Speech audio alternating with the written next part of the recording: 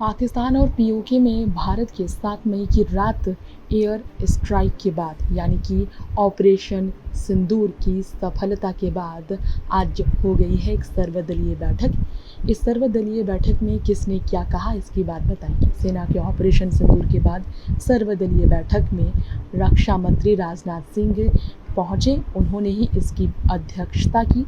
इस बैठक में सभी दलों ने, पक्ष और विपक्ष के सभी दलों ने सरकार के साथ एकजुटता की बात की। विपक्षी कांग्रेस के अध्यक्ष राष्ट्रीय अध्यक्ष खड़गे ने सरकार से कहा, जो काम कर रहे हैं करते रहिए। जम्मू कश्मीर के पहलगाम में पर्यटकों पर हुए आतंकी हमले के जवाब में भारतीय सेना के ऑपरेशन सिंदूर लॉन्च होते ही पाकिस्तान में आतंकियों के 9 ठिकानों को नस्तनाबूद कर दिया गया और सरकार ने ऑपरेशन सिंदूर के बाद सर्वदलीय बैठक बुलाई और बाकी विपक्षी दलों की भी राय मांगी, जहां विपक्षियों ने उनके इस काम की सराहना की। एयर स्ट्राइक की सराहना करते हुए बैठक में सभी दलों ने मोदी सरकार की वाहवाह की।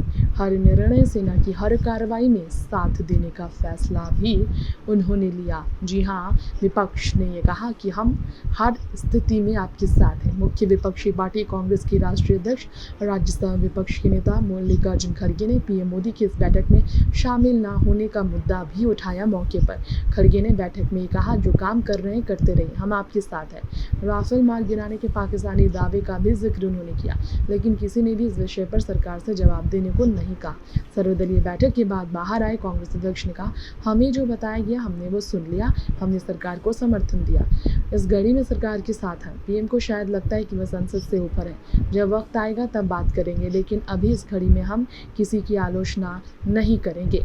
ये भी कहा खड़गे ने कि देश हित में सरकार के साथ रहेंगे। लोकसभा में विपक्ष के नेता राहुल ने कहा, हम एकजुट हैं, शुरुआत से ही सरकार के साथ हैं। और ये भी कहा राहुल ने कि हाँ, कुछ चिंताएं हैं लेकिन ठीक है, यह समय एकजुटता का है। बैठक के बाद राहुल ने बाहर आकर कहा, हम सभी ने सरकार को समर्थन दिया है। सभी दलों के नेताओं को बोलने के लिए 4-5 मिनट का समय मिला और सबने बोला।